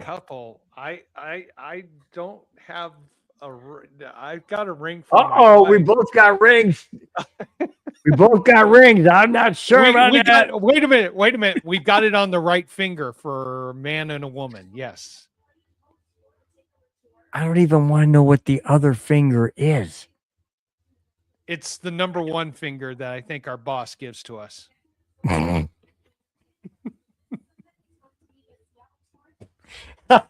Hey, guys. I know you're excited about this right now. We are down to the last 2 topics of tonight's show. Oh, my gosh. But It always turns a little bit twisted, but you know what? It's fun, guys. It's always fun. You guys in the chat. I forgot to mention this at the beginning, but guys, please feel free. Please feel free to hit the subscribe, like button, share.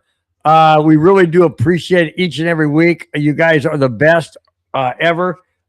Hit that thumbs up, hit the subscribe button. It costs you absolutely nothing, but it does let everybody else out there know that you appreciate the show, you enjoy the show, even though you're seeing two crazy guys just talk sports and Broncos and laugh, have a good time. And we're inviting you to sit down on the couch with us and enjoy sports talk, football talk, and just enjoy a wonderful Friday night right before the weekend. A very important weekend, I might add. A Broncos-Patriots championship. All the money in the world. I rephrase it. All $30,000 of that guy's truck money. 33,000. 33,000? You said 33,000. No, it was 30,000. Was it 33,000? Whatever. Anyways, he sold his truck and lost everything. Anyways, but all we can do is cheer, and that's exactly what we intend to do. LFG, laugh. Victory lap. What's LFG? Let's forget. Long field goals. Oh, yeah, long. I don't know what he's really saying, but. I don't know, but he's going with steady. Oh, let's effing go. Yes. Maybe. Rick Nichols. Rick Nichols says, I like Denver. They're very good. Coach team really well. I agree. Read previous comment. Joshua says, read previous comment. What the fudge was a previous comment? Joshua, here we go. Harold Landry means nothing. Trust me. He got 75% of his sacks early season and disappeared after. Who's Harold Landry? I don't know. Okay. Just wondering. Why are we whispering? I have no idea. I don't know. Let's see. Hang on, Joshua. Are you all still trying to talk yourselves into thinking the Broncos can beat the Patriots? Yeah, we did that. We're not talking ourselves into it. We believe it. I believe. I Bo believe. Oh, I can't say Bo believe anymore. You're not there.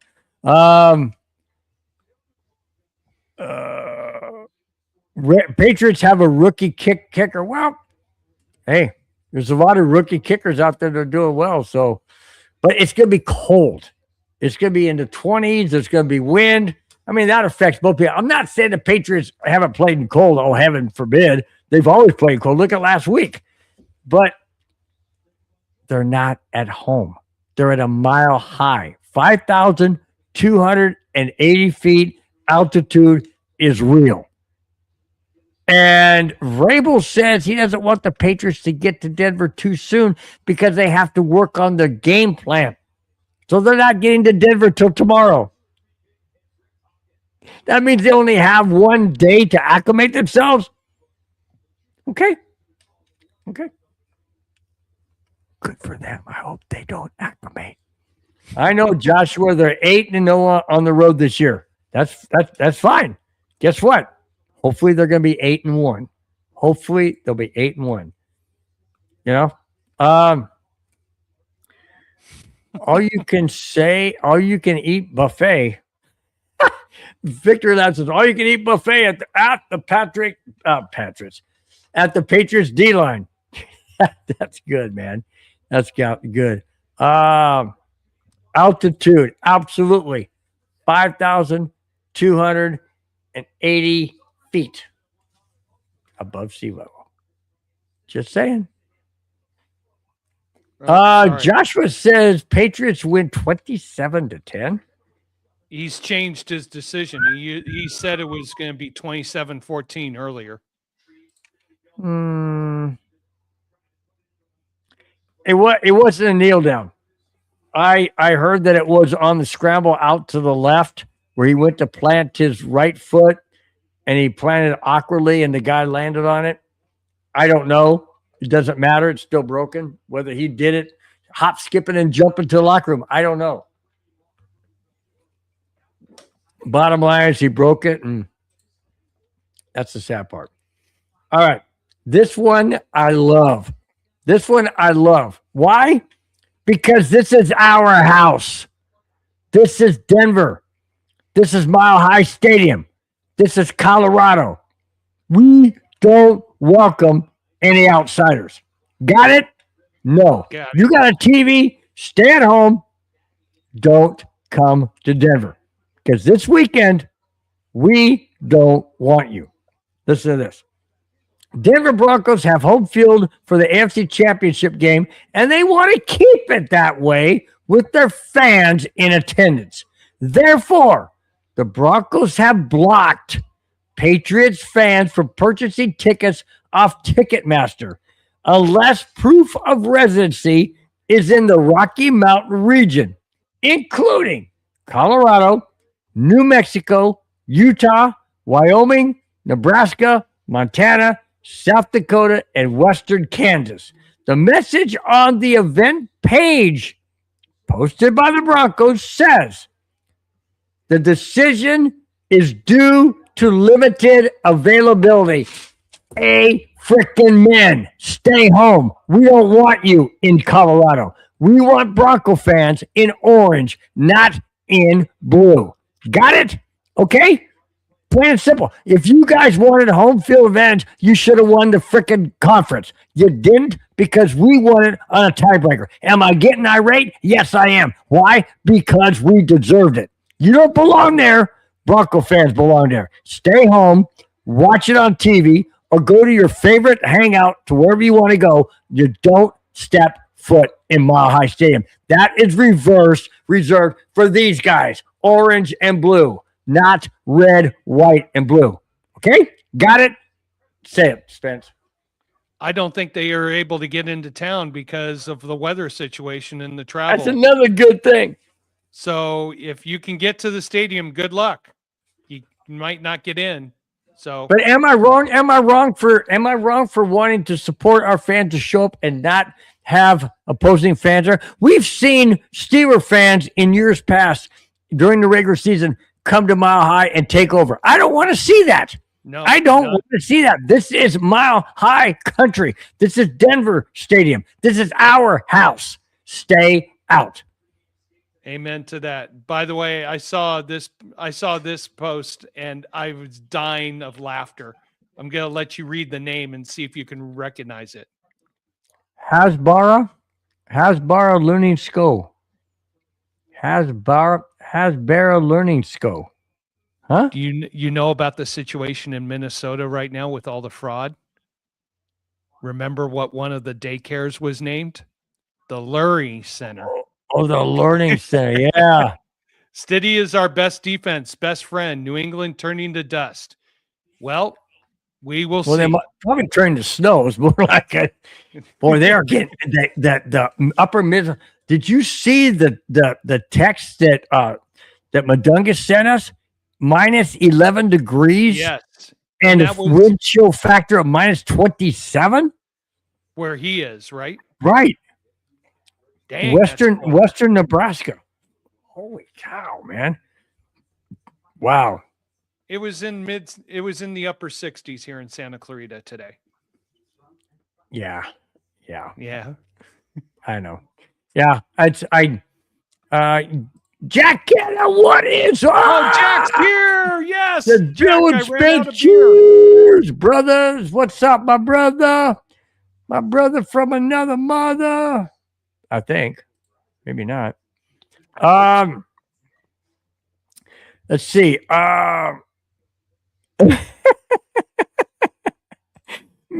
Mega Sam says I'll be at home, and followed up by Bert Montoya says and sitting by the oxygen. Thanks. Well done, Bert. Well done. That was good, dude. Oh man, that's great. That was so funny, dude. You guys are great. You guys have really been fun tonight. Well, you're fun every night, but man, you're really in rare form tonight. Oh, here, Charles. Welcome to the program, Charles Evans. You're going to need the 12th man on Sunday. Oh, yeah. Both teams are going to need him. Oh, yeah. No, we don't want the Patriots to have their 12th man. That's the fans. He's not. What is wrong with you? They're going to need him. They're not getting into the stadium.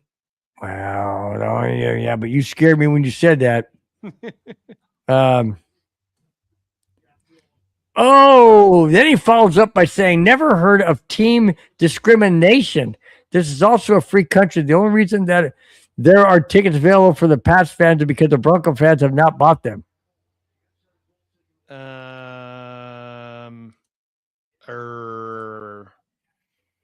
Bronco. It is a free country, but it's also when you own a business, you have the right to refuse service to anyone. We have that at the golf course where I work. The big old sign right there in the pro shop. We refuse the right to serve anyone. Try saying that again. We refuse. We reserve the right to refuse service to anybody. That's what I said, right? No, you mixed up the words. Yeah, whatever. We reserve the right to just say, get the heck out of here. That's what we reserve the right for. Basically what they're saying. But if you own a business, which the Broncos do, they can reserve the right to refuse to have people there. Seriously. What do you think happens in the stands when people are belligerent and people do things they're not supposed to do? What do the ushers / security do? Escort you out. Why? Because you can't be there because you don't deserve to be there. You've ruined your right. Well, if the Broncos don't want certain fans there, guess what? You ain't coming. It's not discrimination. It's a right to refuse because guess what? It's all right. If somebody comes knocking at my door at our house that I have locked right now, and they knock on the door, go, I want to come in. I want to see what your house looks like. No, you ain't coming in. Is that discrimination? No. It's a right that I have to protect my family and to keep your freaking butt outside my house. And this is Broncos' house. So we reserve the right to keep your freaking butt outside. Period. Okay. End discussion. Strong. God, it's not even Sunday yet, and I'm all wound up, Spence. Eric, I think that's a little strong of you. Patriots are going to do a skull drag of the Broncos 31-13. No, it's not going to be that bad. Hang on, wrong one. Jack Kerr says, on Broncos Buzz, we have the right to party. No, you got to say it right. We have the right to party.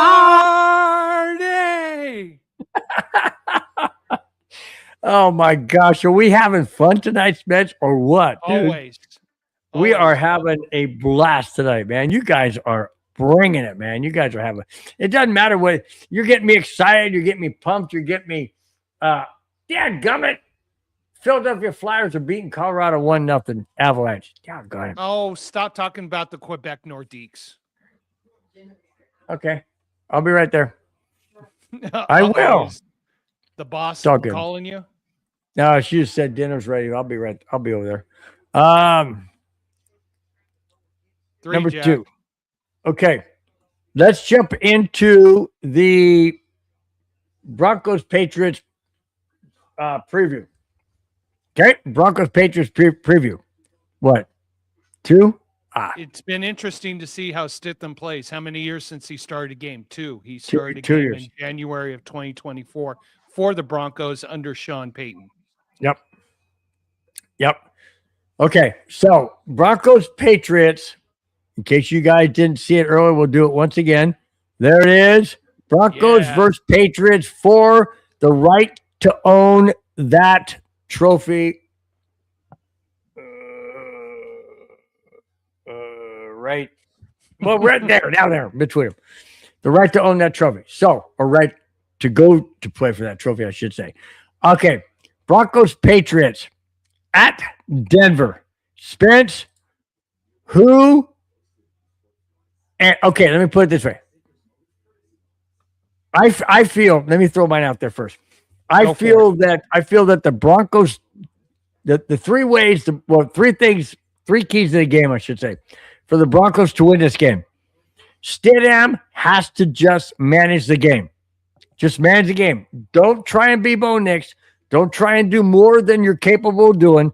Don't try and push the envelope. In other words, don't throw the double coverage. Don't try and throw passes. A receiver's not open. Throw the ball away. Live to play another day. Okay? Second point, defense. Defense has to play against the Patriots like they played against the Buffalo Bills. Get turnovers, force fumbles, force interceptions, get sacks, force pressure, cause Drake May to be confused, blanket the receivers. The defense has to do what the defense did against Buffalo and mimic what the defense did in 2015 for the Broncos to get to that Super Bowl and win it with Peyton Manning. Third thing, do not make key mistakes. Key mistakes are critical. No false starts on a 3rd and 1. No pass interference. Don't make key mistakes in key situations. And if I want to throw a 4th one in, when you're down close to getting points, don't try and get the 6 points. Take the field goal. Take what the opposing team gives you, because that missed opportunity of taking the field goal may come back and bite you if you lose by 1, 2, or 3 points. Don't do those 4 keys to the game is what I see the Broncos have to do. Spence, what do you say? No, I think it's going to be a turnover battle right now. If the Broncos win the turnover game, they're going to win the game. And just limit the mistakes. I have the final score. You're going to love this. You ready for this one? Mm-hmm. Broncos 16, New England 15. We win by 1 point. Wow. All right. I'm going to say, and I thought about this long and hard. I said last week we beat Buffalo 23-21 on a late field goal. I figure it would come down to a late field goal to win it in the end, which we did in overtime, 33-30. I don't think it's going to be that high. I think it's going to be a close game. I still do have Denver winning it by a Nick Lux field goal in the end to win it 20-17. Nice. 2017. It's going to be a close game. I don't know. I just had that gut feeling. 2017 Denver. I was almost thinking 21-17. I think that's a little bit much. I went last week's game. I'm going to this week's game. Let's go Broncos. Let's get all the Bronco maniacs to get loud out there Sunday. Absolutely. Hey, if you went last week and we won, do exactly what you did last week. Do it this week. Wear the same clothes. Do the same thing. Eat the same breakfast. Do whatever you did last week. Do it this week because we need that mojo. We need that mantra. We need that energy. So, hey, Tin Man, bring it, man. Bring it. Bring it. Tell all the fans out there, bring the noise. Bring the thunder. Bring the noise. Bring everything you got because we need a Broncos win.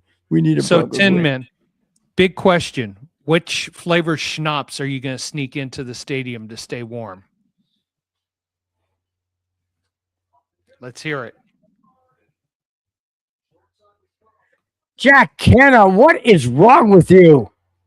Oh, Jack, you are banned from the show from now on. Oh, no. You know what? Yeah, you know what? Jack's realistic. Yeah, whatever. Paul Costa, 25-17. That's okay. We're gonna It's all bring the good. I don't mojo. care. You know, Mega is a realist. Mega thinks the Patriots win 24-16. Let me bring this back up again. Jack, I'm just kidding. You're not banned from the show, but how can you say that Patriots going to beat Denver? That's just wrong. That's just wrong, man. Oh, hang That's on. just Got an answer. Used to be peppermint years ago. I've been going to these games since 88. Now just hot chocolate, brother. I hear you. I hear you, Tin Man. Now I hear you. Now it's 2-0 Philadelphia over Colorado. The Nocturnal Gamer. Broncos, you all had a great season. Sadly, it's over before the game starts. Rams winning it all. Well, hey, if I understand your logic, it's going to be Rams Broncos in the Super Bowl. So if we can make it past this game and meet you guys for the Super Bowl, that's going to be a fun game. I appreciate it. Yeah, oh, wait, I agree. Jack, I absolutely hate the Pats. OC mix shish kebab nuts equals McDaniels. Yeah, I agree. I mean, great offensive coordinator, just horrible head coach. Horrible head coach. All right, Spence, you want to run down the those in the chat? I know we got about 150 of them you want to read, so continue on, and we'll close it out right after you run down the amazing list of everybody in the chat. Was fantastic. Thank you, guys. Hey, thank you guys all for being a part of this chat tonight. We love having you voice your opinion. We value it, whether you're a Patriots fan, Broncos fan, Bills fan, any fan at all. We love hearing from you guys. So thank you very much for being a part of the program.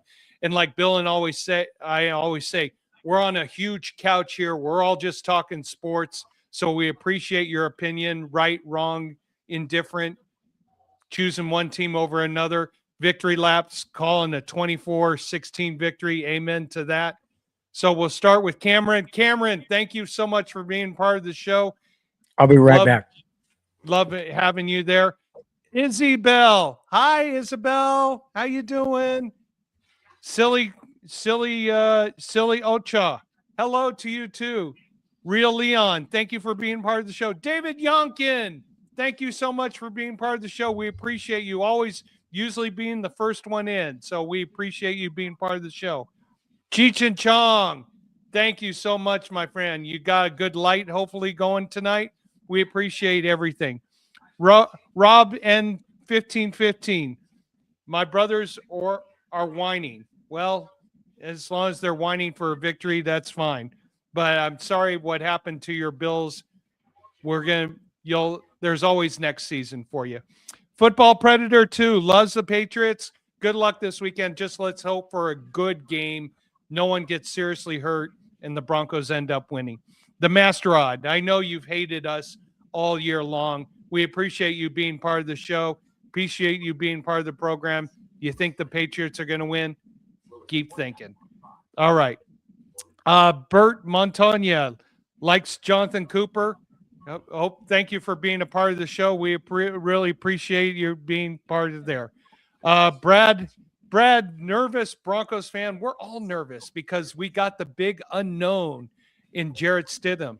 He's going to be incredibly awesome, but we've made it this far. We can keep making it. So let's believe. Let's be positive. Nando Magic loves being Magic 87. Thank you for being a part of the program. Loves being a Broncos fan. Michael, you've been ripping. You've been a huge Patriots fan for many weeks. We appreciate you being a part of the program. Good luck this weekend. Let's root for a good game, of course. D-Rod, thank you so much for jumping into the program tonight. Really appreciate you. Rebel Sana, boring AF.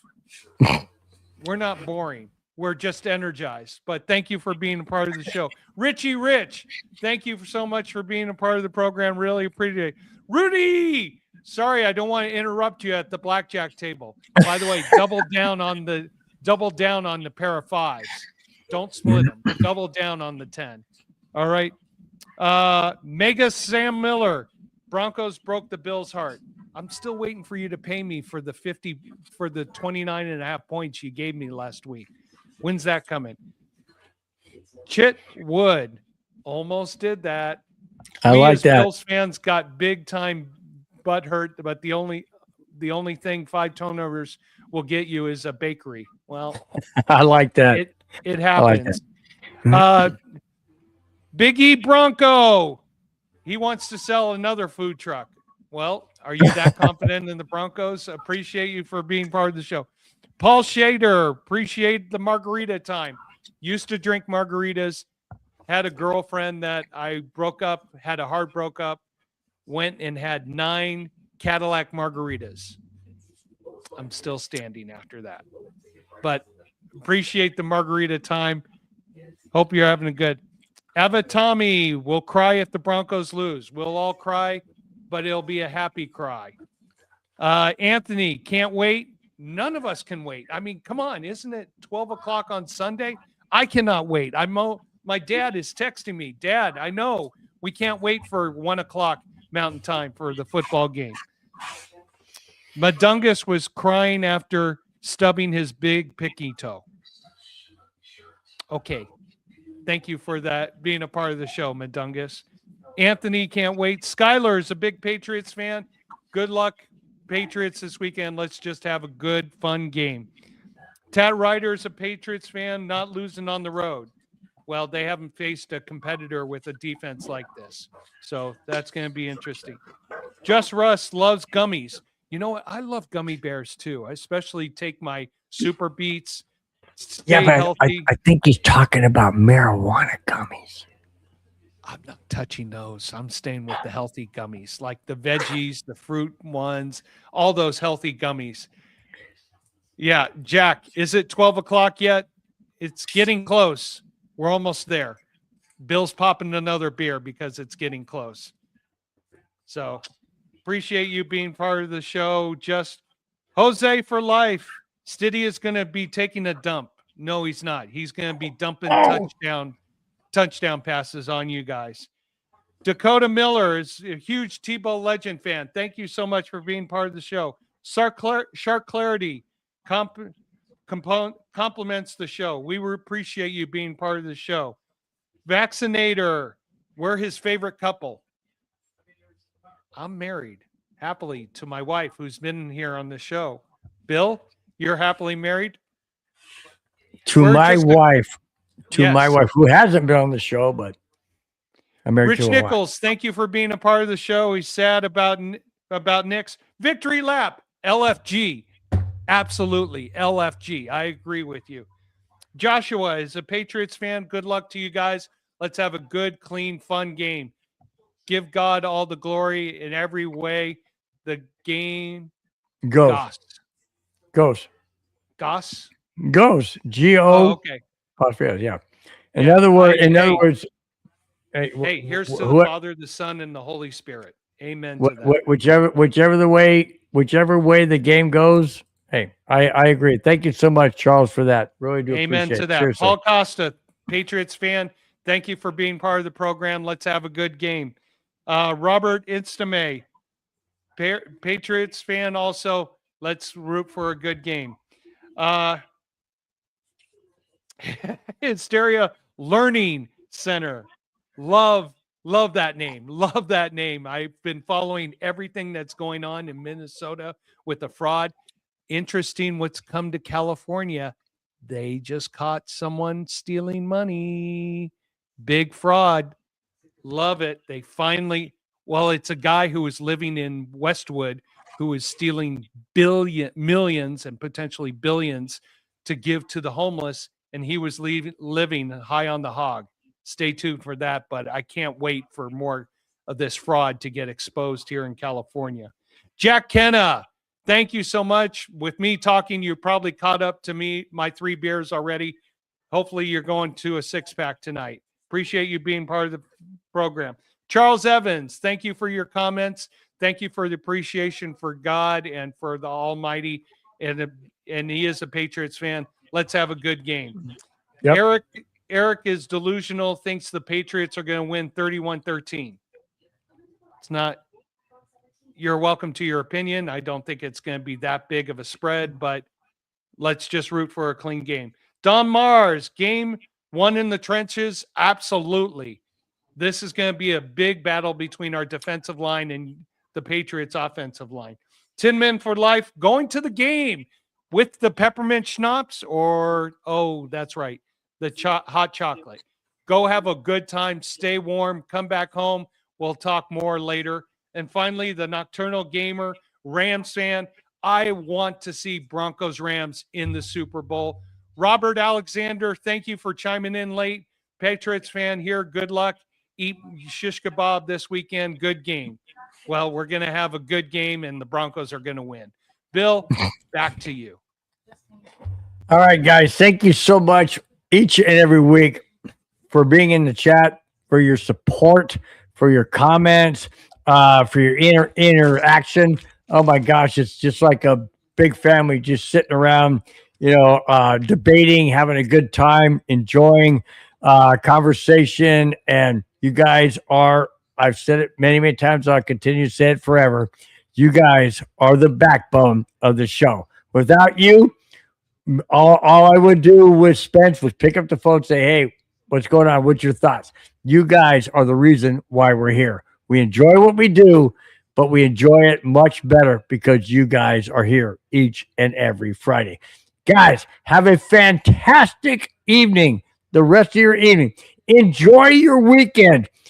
Enjoy football championship Sunday, AFC Broncos Patriots, NFC Rams Seahawks. This Sunday, 12 p.m. Pacific time for the AFC, 3:30 p.m. Pacific time for the NFC. Wherever you may be, check your local listings, like they used to say.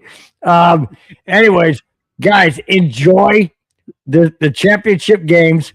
We will be here next Friday, win or lose. Hopefully it's a win. Win or lose, we will be here next Friday. Till then, guys, have a fantastic weekend. Enjoy your time wherever you may be. And let's go Broncos. Go Broncos. What the heck is going on? Fast lane when I pass in the street, bag of money in the passenger seat. Simcoe's been asking for me on the road from the west to the east. Way up, I might never come down, cause the coast racking up the flight miles. So high, I might never come down, so I